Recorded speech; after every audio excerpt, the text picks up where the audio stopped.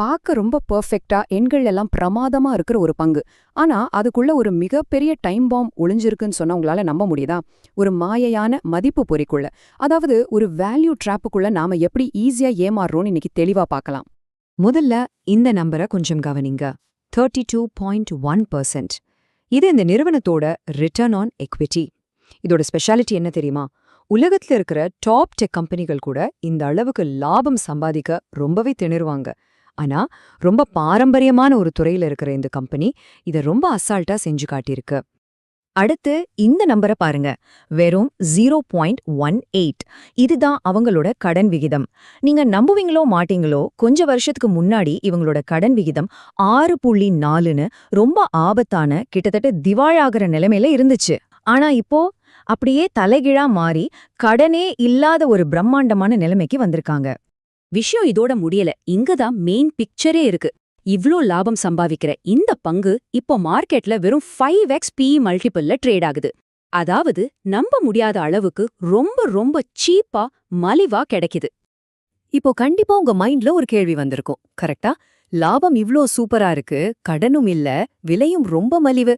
அப்போ ஏன் பங்குச்சந்தை இந்த பங்க ஒரு டைம் பாம் மாதிரி ரொம்ப பயத்தோட பாக்குது? மார்க்கெட்டுக்கு தெரிஞ்ச ஆனா நமக்கு தெரியாத அந்த உள்குத்து என்ன? வாங்க அதை உடைச்சு பார்க்கலாம். பாகம் 1, ஒரு பிரம்மாண்டமான மாற்றம். இந்த கதை எங்க ஆரம்பிக்குதுன்னு பாப்போம். இந்த மர்மமான கம்பெனியோட பேரு சென்னை பெட்ரோலியம் கார்ப்பரேஷன் லிமிடெட், சுருக்கமா CPCL. இவங்களோட கதை ஒரு சினிமா கிளைமேக்ஸ் மாதிரி தாங்க இருக்கும். 2020ல பாத்தீங்கன்னா 2056 கோடி ரூபாய் நஷ்டத்துல கையில வெறும் 4 கோடி ரூபாயோட கம்பெனியை மூடுற நிலைமையில இருந்தாங்க. ஆனா 2026க்கான கணிப்பை பாருங்க. இது ஒரு பிரம்மாண்டமான மேஜிக். 3100 கோடிக்கும் மேல லாபம், கையில 1200 கோடிக்கும் மேல ரொக்கம். எப்படி இப்படி ஒரு ட்விஸ்ட்? இப்படி ஒரு இமாலய மாற்றம் நடந்துச்சு?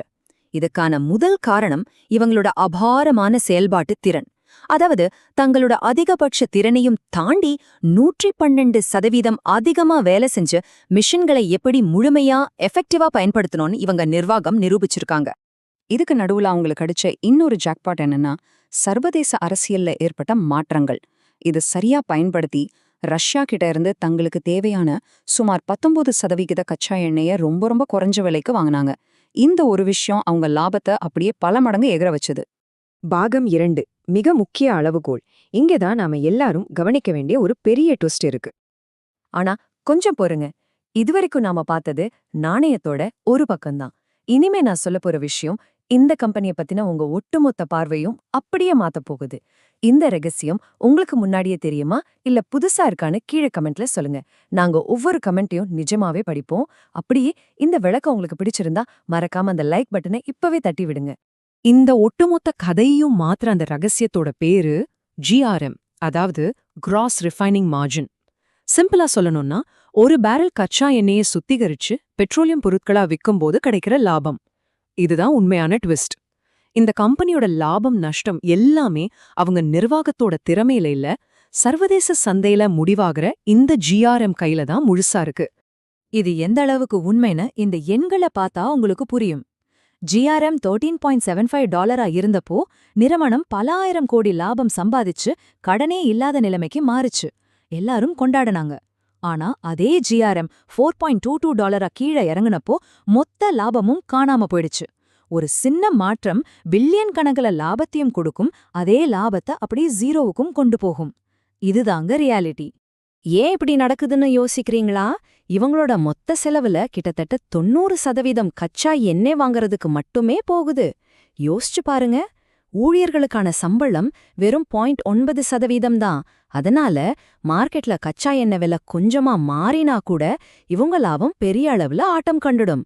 அவங்க கண்ட்ரோல்ல எதுவுமே இல்ல. பாகம் 3, வாக்குறுதி, அதிகாரத்துவம் மற்றும் அபாயங்கள். இது தெரிஞ்சுக்க வேண்டிய ரொம்ப முக்கியமான பகுதி. நிர்வாகம் என்னவோ ரொம்பவே நம்பிக்கையோட சொல்றாங்க, எங்க திறனை தாண்டி செயல்படுறது இப்போ எங்களுக்கு சாதாரணமான ஒரு விஷயமா மாறிடுச்சு அப்படின்னு. கேட்க ரொம்ப நல்லா இருக்குல்ல? ஒரு முதலீட்டாளரா இது நமக்கு ஒரு பெரிய நம்பிக்கையை கொடுக்கும். ஆனா யதார்த்தம் கொஞ்சம் வேற. நிஜம் என்னன்னா, CPCL ஒரு அரசு நிறுவனம். அரசு ரீதியான அதிகாரத்துவ தாமதங்கள் இங்க ரொம்ப சகஜம். குறிப்பா 9,089 கோடி ரூபாய் மதிப்பிலான காவேரி பேசின் ரிஃபைனரி அப்படிங்கிற ஒரு மெகா திட்டம் காத்துக்கிட்டு இருக்கு. இந்த புதிய திட்டம் ஆரம்பிச்சா இப்போ ரொம்ப சுத்தமா கடனே இல்லாத அவங்க பேலன்ஸ் ஷீட் மறுபடியும் ஒரு மிகப்பெரிய கடனுக்குள்ள மாட்டிக்கும். இப்போ நாம இருக்கிறது ஒரு உச்சக்கட்ட மகிழ்ச்சியான நிலை. ஆனா அடுத்தடுத்து என்ன நடக்க போகுதுன்னு பாருங்க. Q3 FY27ல பராமரிப்புக்காக ரிஃபைனரிய மூடுறதா ஒரு திட்டம் இருக்கு. அப்போ கண்டிப்பா உங்க லாபம் பெருசா அடி வாங்கும். அதுக்கப்புறம் அந்த மெகா திட்டத்துக்காக மறுபடியும் பெரிய அளவுல அவங்க கடன் வாங்க வேண்டிய நிலைமை வரும். இது ஒரு பெரிய ரிஸ்க் இல்லையா? பாகம் 4 சுழற்சி முதலீட்டு வியூகம். சரி, இந்த மாதிரி பங்கை எப்படித்தான் கையாள்வது? அதுக்கான சீக்ரெட் என்ன? பொதுவா முதலீட்டாளர்கள் மத்தியில ஒரு நல்ல பங்க வாங்கி காலம் முழுக்க அப்படியே வச்சிருக்கணும்னு ஒரு ரூல் இருக்கு. ஆனா கமாடிட்டி சார்ந்த CPCL மாதிரி நிறுவனங்களுக்கு அந்த ரூல் செட் ஆகாது. இது வருஷ கணக்குல லாபத்தை பெருக்கி கொடுக்கற கம்பெனி கிடையாதுங்க. இதை நீங்க ரொம்ப காலம் அப்படியே வச்சிருந்தா உங்க முதலீடு பெரிய அளவுல நஷ்டமாக வாய்ப்பு இருக்கு. இங்க நாம ரொம்ப உஷாரா இருக்கணும். அப்போ இதுக்கான பிளேபுக் என்ன?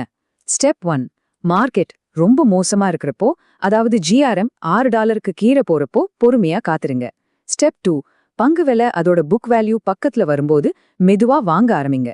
ஸ்டெப் 3, எல்லாரும் ரொம்ப சந்தோஷமா மார்க்கெட் உச்சத்துல இருக்கிறப்போ, அதாவது GRM $12க்கு மேல போகும்போது வித்துட்டு லாபத்தோட வெளியே வந்துருங்க. இதுதான் இந்த சைக்கிளை பீட் பண்ற ட்ரிக். ஒரு சின்ன ஆனா ரொம்ப முக்கியமான விஷயம். நான் செபி பதிவு பெற்ற முதலீட்டு ஆலோசகர் கிடையாது. இந்த விளக்கத்துல சொல்லப்பட்ட எந்த விஷயமும் நிதி ஆலோசனை இல்ல. இது முழுவதும் கல்வி மற்றும் தகவல் நோக்கத்துக்காக மட்டுமே உருவாக்கப்பட்டது. எந்த ஒரு முதலீடு முடிவை எடுப்பதற்கு முன்பும் நீங்க சொந்தமா ஆராய்ச்சி செஞ்சு ஒரு தகுதியான நிதி ஆலோசகரை கட்டாயம் அணுகுங்க. சொல்லப்போனா இந்த விளக்கம் மூலமா உங்களுக்கு ஒரு புது விஷயமாவது தெரிஞ்சிருந்தா, இல்ல ஒரு சின்ன ஐடியாவாவது கிடைச்சிருந்தா எங்களுக்கு ஒரு உதவி பண்ணுங்க. கீழே இருக்கிற லைக் பட்டனை தட்டி விடுங்க. அது நிஜமாவே எங்களுக்கு ஒரு பெரிய ஊக்கத்தை கொடுக்கும். இன்னும் நீங்க சப்ஸ்கிரைப் பண்ணலையா? எதை எதிர்பார்த்து காத்துட்டு இருக்கீங்க? உடனே சப்ஸ்கிரைப் செஞ்சு பெல் ஐகானையும் அழுத்துங்க. நாங்க வார வாரம் கொண்டு வர எந்த ஒரு கண்டென்ட்டையும் நீங்க மிஸ் பண்ணவே கூடாது. சீரியஸா சொல்றேன், சப்ஸ்கிரைப் பண்ணுங்க. உங்களுக்கு நீங்களே நன்றி சொல்லிக்கிற அளவுக்கு நம்ம சேனல் உபயோகமா இருக்கும். அடுத்த பதிவுல சந்திப்போம்.